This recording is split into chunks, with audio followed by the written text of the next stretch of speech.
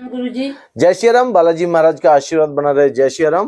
गुरुजी, जो हमारी कुंडली होती है उसमें विष योग बनता है, तो गुरुजी वो क्यों बनता है? क्या कारण होते हैं हमारी कुंडली में जो हमारे को विष योग का वो पैदा कर देते हैं लक्षण? और बिल्कुल, उसका क्या हम उपाय करें जिससे हम इस योग से इस वीडियो में मैं आपको बताने जा रहा हूँ विष योग के लक्षण क्या है, विष योग के क्या क्या आपको नुकसान होने वाले हैं, विष योग आपकी कुंडली में किस प्रकार से बनता है, किस ग्रह की युति से बनता है, और विष योग के ऊपर क्या कहानी है, क्या कथा है, उसके ऊपर मैं आपको बताऊंगा। पृथ्वी के दो ग्रह हैं, चंद्रमा और शनिदेव। शनिदेव और चंद्रमा की युति जब होती है तो विष योग बनता है। अब आप कुंडली में देखेंगे, आप गूगल पर सर्च करेंगे तो आपको दिखेगा शनि और चंद्रमा की युति से ही विष योग बनता है। अब ये जो विष योग है इसके ऊपर एक कथा है, पुरानी कथाओं के अनुसार जिस वक्त माता पार्वती ने अपने शरीर की ऊर्जा से श्री गणेश जी को उत्पन्न किया था, और गणेश जी इतने सुंदर थे, इतने सुंदर थे कि और वो उनको देखने के लिए सभी देवियों को उन्होंने आमंत्रण भेजा था। लेकिन उसी में शनि देव की इच्छा उत्पन्न हो रही थी कि मैं भी जाके देखूं कि भाई किस प्रकार से देवी का पुत्र सुंदर है, बड़े चारों तरफ उनके चर्चा हो रही है, जिज्ञासा हो रही है। लेकिन शनिदेव की पत्नी ने साफ मना किया था कि हे शनिदेव, आप मत जाना। और गणेश जी को देखने की ललक शनिदेव के अंदर इतनी भयंकर रूप से ले रही थी, लेकिन उनको डर भी लग रहा था। उनकी जो दृष्टि है, अगर वो दृष्टि पड़ जाती है शनि की, तो वहां पर क्या होता है कि अनहोनी होने लग जाती है। शनिदेव इस वजह से बहुत मन में उचैनी हो रही थी, बेचैनी हो रही थी, पर वो गए नहीं। लेकिन नारद मुनि जी ने आकर के शनिदेव को कहा कि हे शनिदेव, होनी करवाने के लिए कहा गया ताकि वो होनी होकर रहनी थी। शनिदेव, हे शनिदेव, आप माता पार्वती के उस अद्भुत पुत्र का दर्शन जरूर करके आए, और क्या करना है, दृष्टि मत डालना, बारों बार से देखना, और देख करके आप बाहर निकल आना। ये शनिदेव के मन में ये जिज्ञासा उत्पन्न की। शनिदेव अपने वाहन के साथ गए और वहां जाकर के धीरे धीरे रात्रि में गए, और शनिदेव और चंद्रमा मित्र है, और शनिदेव ने क्या करा, अंदर में जैसे झांकने लगे तो चंद्रमा ने कहा कि मैं रोशनी को बढ़ा देता हूं ताकि तुम दर्शन कर सको, क्योंकि माता के गोद में गणेश जी महाराज लेटे हुए थे। और शनिदेव जैसे दर्शन करने के लिए गए, कैलाश के अंदर प्रवेश किया, तो चंद्रमा जी ने रोशनी को बढ़ा दिया। चंद्रमा की रोशनी बढ़ी तो शनिदेव जी ने एक झलक श्री गणेश जी को देखा, और जैसे शनिदेव जी ने श्री गणेश जी को देखा, उनकी दृष्टि से जो उनकी दृष्टि थी वो गणेश जी के ऊपर पड़ी, और अब उनका प्रभाव होना शुरू पड़ गया। और जैसे ही वे पड़ा, और उसी वक्त माता पार्वती ने देखा कि भाई कौन है, कौन है, और देखा, और शनिदेव इस बात को देख रहे थे चुपके से, और चंद्रमा लुप्त हो गए, एकदम से गायब हो गए। और यहाँ शनिदेव भागे।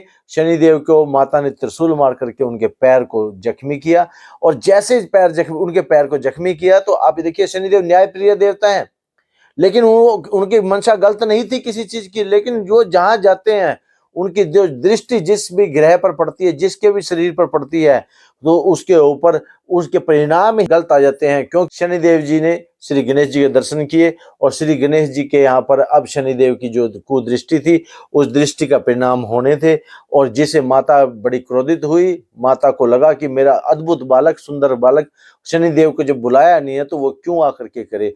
और माता ने देखा शनि और चंद्रमा दोनों को विष योग, इसी प्रकार दोनों जब एक साथ होते हैं कुंडली में, जिस भी ग्रह के अंदर बैठे होते हैं, जहां भी बैठे होते हैं, वहां उस ग्रह को वो अस्त व्यस्त कर देते हैं।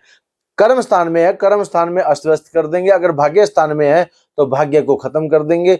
अगर वो धन स्थान में है तो धन को भी आपको बिल्कुल खराब कर देंगे।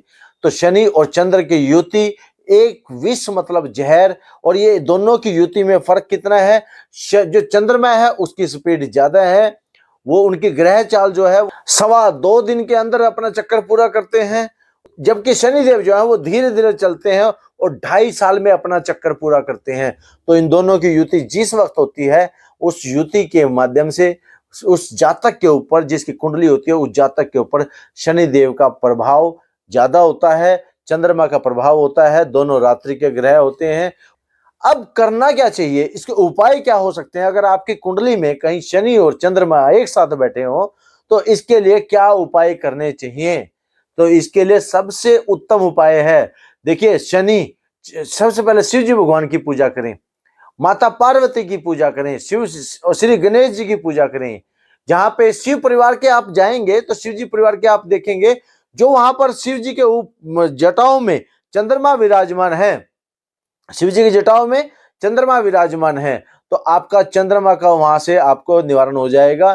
प्रार्थना करें कि मेरी कुंडली में विष योग है, इस विष योग का निवारण करें। और इसी प्रकार जब आप देखेंगे और आप हनुमान जी की पूजा करें, बालाजी महाराज की पूजा करें, बालाजी महाराज की, क्योंकि शनिदेव ने उन कर रखा है, सभी ग्रहों ने कह रखा है, जिस वक्त लंका से सब ग्रहों को आजाद करवाया गया था, सभी ग्रहों ने हनुमान जी को कहा था, वरदान दिया था कि आपके भक्तों को हम कुछ नहीं कहेंगे, किसी प्रकार के योग बने, किसी प्रकार की युति बने, हमारी किसी प्रकार की दृष्टि हो, कोई भी हमारी दशा हो, अगर विषांतरी दशा हो, किसी प्रकार की दशा हो, हम हर दशा में आपको उन भक्तों को आशीर्वाद देंगे और उनके ऊपर किसी प्रकार की भी कुदृष्टि नहीं डालेंगे।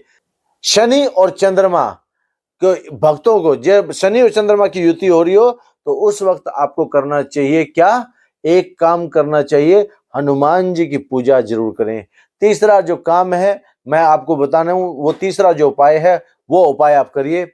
अगर आपकी कुंडली में शनि और चंद्रमा की युति एक साथ है तो आप जिस वक्त चंद्रमा हो तो उसी वक्त आपको रात्रि में अपना ऐसे देख करके तेल लेना है, एक कटोरी को, तेल में चंद्रमा की दृष्टि आनी चाहिए, आपको तेल में चंद्रमा दिखना चाहिए और साथ के साथ आपकी दृष्टि भी उसमें होनी चाहिए।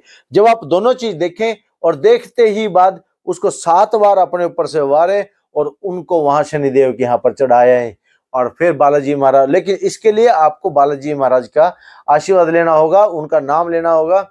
ओम श्री हनुमते नमः का नाम लेकर के जब आप ये कार्यक्रम करेंगे, इस कार्यक्रम से क्या होगा, शनिदेव की जो है युति जो है अलग अलग हो जाएगी। क्या करते हैं, जो ये जानकारी दी गई है इसके परिणाम हमने लिए हैं।